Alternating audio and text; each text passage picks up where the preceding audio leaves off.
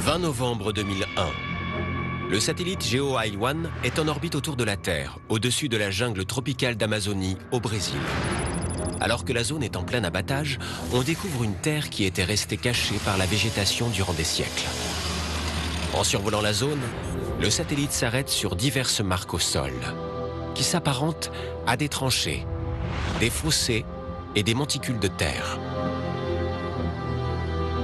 Ces cicatrices n'ont pas été causées par les machines forestières, et elles n'ont rien de naturel.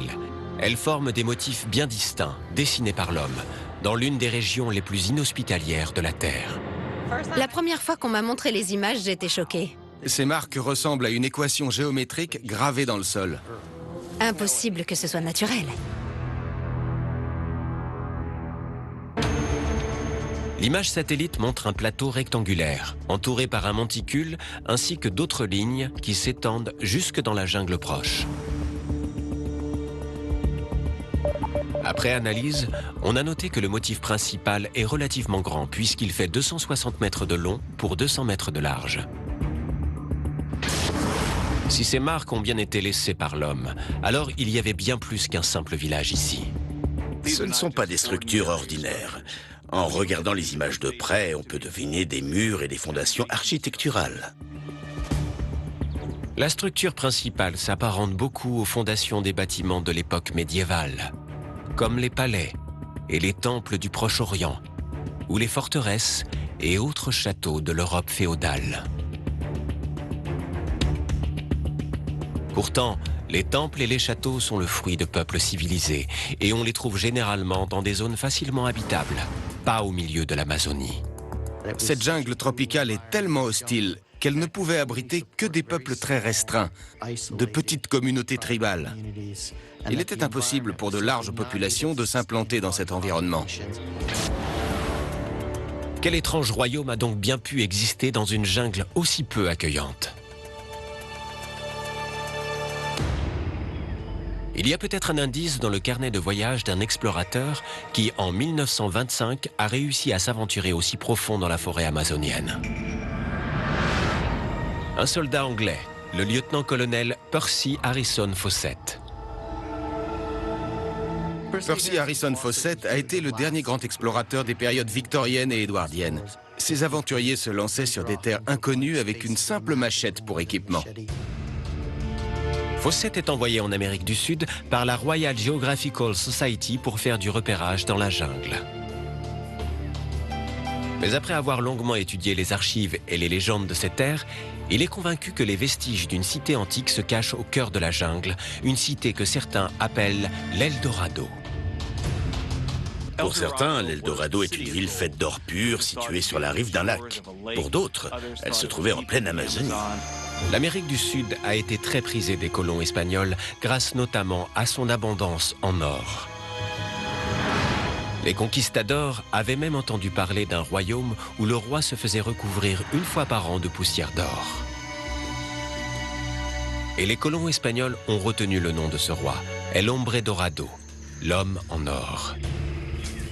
De nombreuses expéditions ont été menées dans la jungle et toutes se sont mal terminées. À l'époque, la forêt amazonienne était peuplée de tribus sauvages qui n'avaient encore jamais vu d'Européens.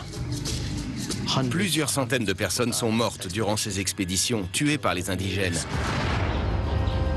Fawcett, lui, a prévu un cadeau pour se faire accepter par les tribus et gagner leur confiance. Grâce au conseil avisé des membres des tribus, il s'aventure au cœur de la jungle.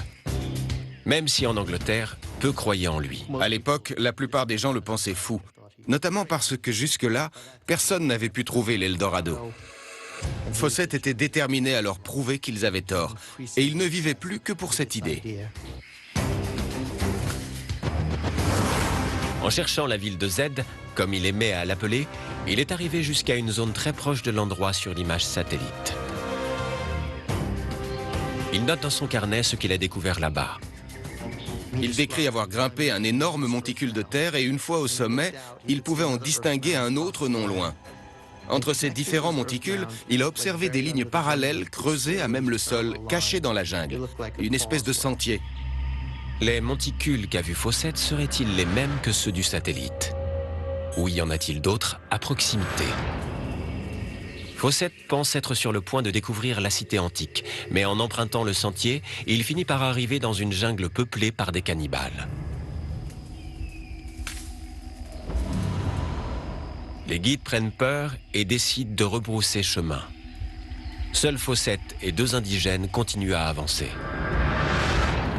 La dernière fois que Fawcett a été aperçu vivant, c'était par une tribu amie, les Kalapalos.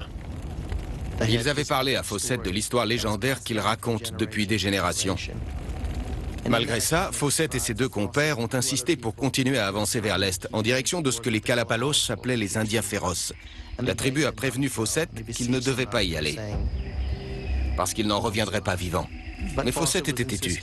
Il est parti et on n'a plus jamais entendu parler de lui. Fawcett était convaincu d'avoir trouvé la cité perdue. Et s'il avait raison, elle devait se trouver au cœur d'un royaume impressionnant, qui depuis a été complètement englouti par la forêt tropicale. Et pourtant, la déforestation et l'imagerie satellite ont permis de prouver l'existence de cette civilisation. De nombreux autres endroits comme celui-ci ont été identifiés sur une très large zone s'étendant du Brésil jusqu'à la Bolivie. Ce sont de véritables formes géométriques. Et on en trouve une, puis 2, puis 3. Et en un rien de temps, on arrive à 400. Ces marques sont les preuves d'une ancienne société civilisée dans cette jungle reculée.